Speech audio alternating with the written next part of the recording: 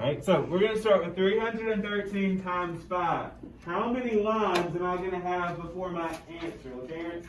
3. So don't circle that first line that you get. That's not the final answer. So, Terrence, which number do we start multiplying by? The 5. So 5 times 3, 15. So 5 and carry a 1. Then we'll Terrence, 5 times 1, plus 1 more.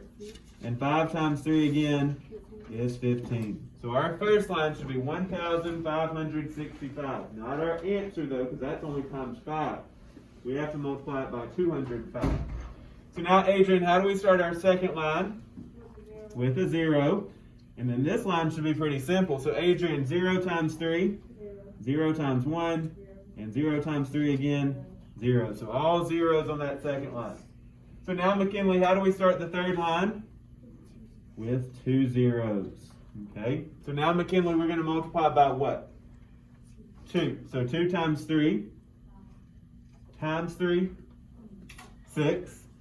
2 times 1, and 2 times 3 again is 6. So now, just like what Terrence said, we've got those 3 rows. So now we can add them together to get our final answer. So Janiyah, 5 plus 0, 6 plus 0, 5 plus 6 is 11. Carry that 1. So 1 plus 1, and 2 plus 2, and then 6 plus nothing would be, so our final answer should be 64,165. Very good. Getting lots better at those. Those are tough problems with 3 digits on the bottom. But if we can follow that process and those steps, we should get it right each time. All right, let's set up number 2. So we have 550, and we're going to divide that by 22 today. Now, let's think about 22 as a number that ends in a 0. That might help us. So, Isabella, 22 is really close to being what? 20. So I want you to write that down. 22 is about 20. So if we get stuck, we can think about knowing what 20 times a lot of stuff is. Okay? So Isabella, can 22 go into 5? No. So we're going to put a what on top of the 5? A 0. So when we subtract Isabella, we get 5, and now we can bring down the 5.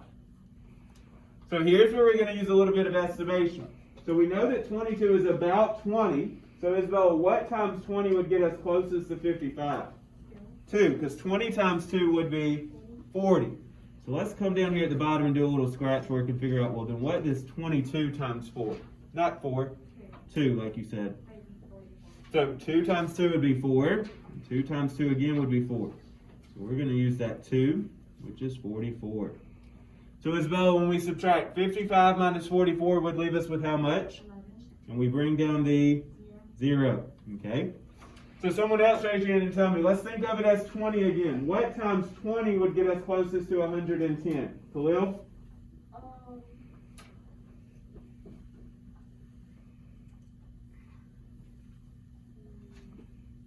What times 20 would get us close to 110? Michelle, what do you think?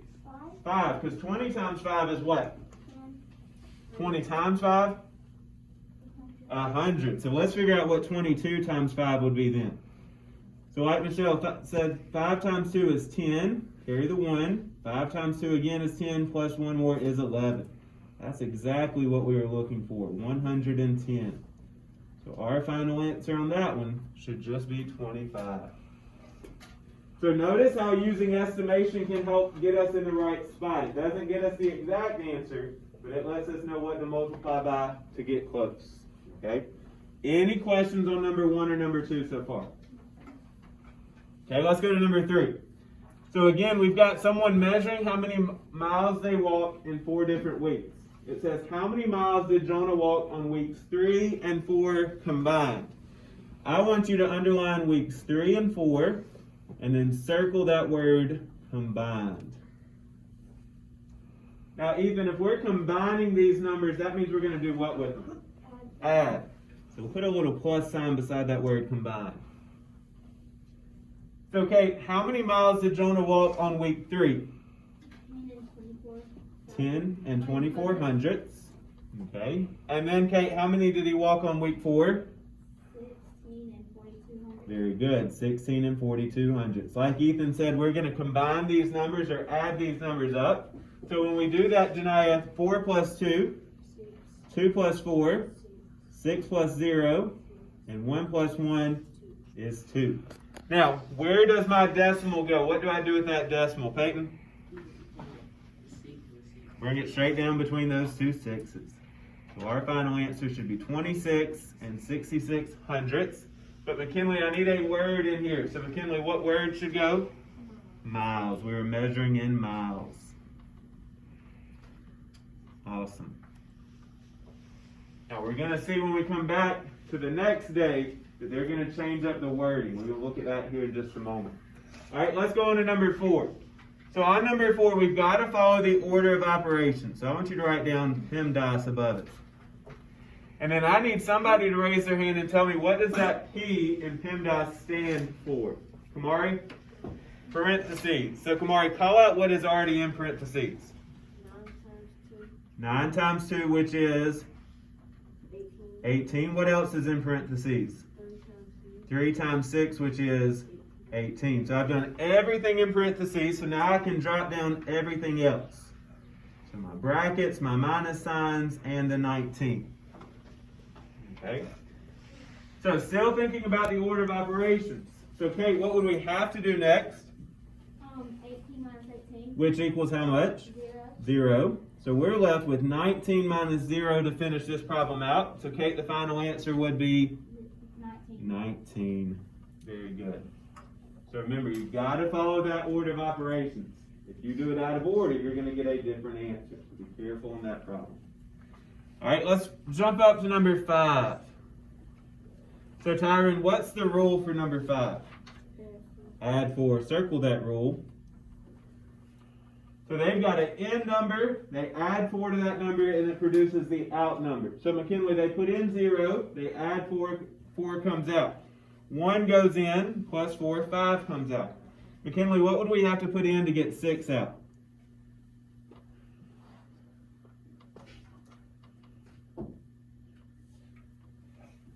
Think, what plus 4 would make 6?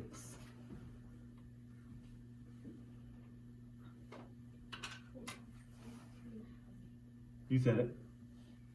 What plus 4? 2. Very good. So 2 would go in, 6 would come out. All right, on the next one. Peyton, if 3 goes in, what's going to come out? 7, because 3 plus 4 is 7.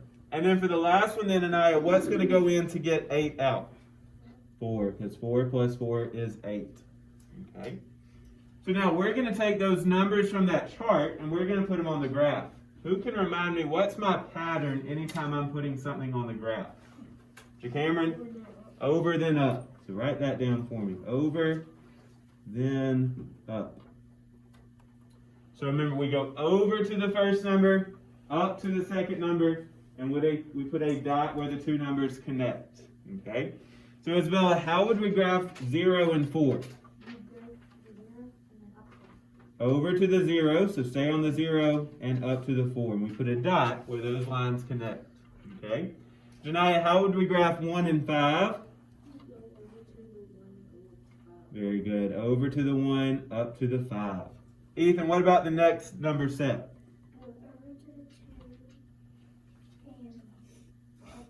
Very good. Over to the 2, up to the 6. Okay? Kate, the next number set would be what?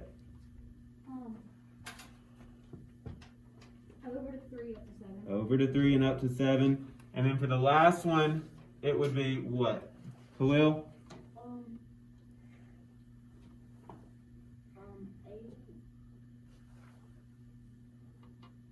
8. Over to the first number, up to the second number. So over to what?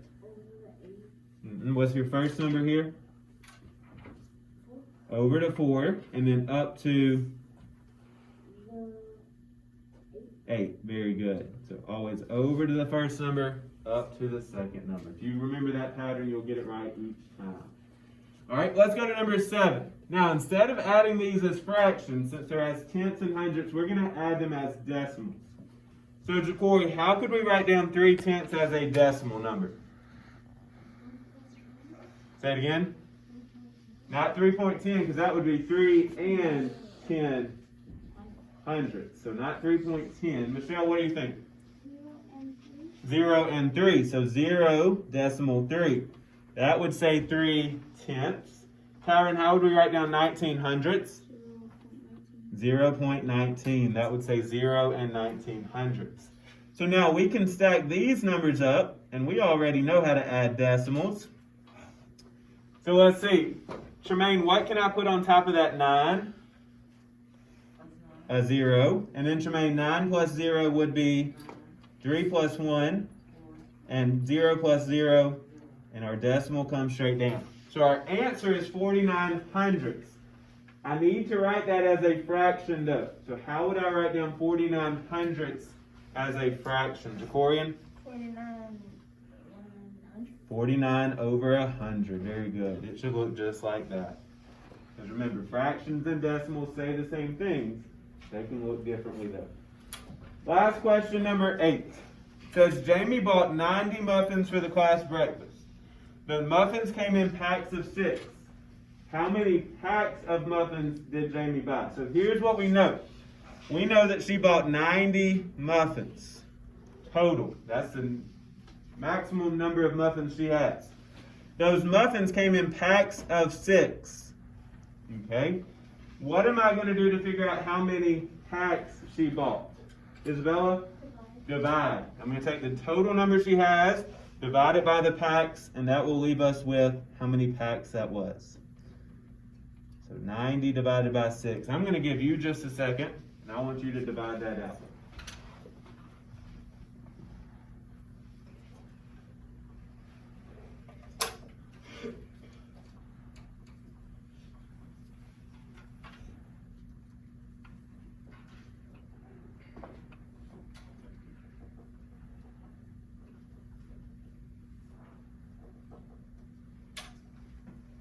So Peyton, how many times could 6 go into 9?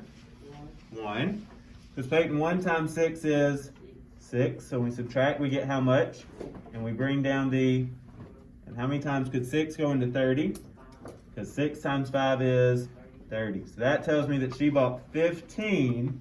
But what word goes into our answer on this one? Janiyah? Packs. Because they were asking about how many packs. Very good. You could say packs of muffins, or just a word for that.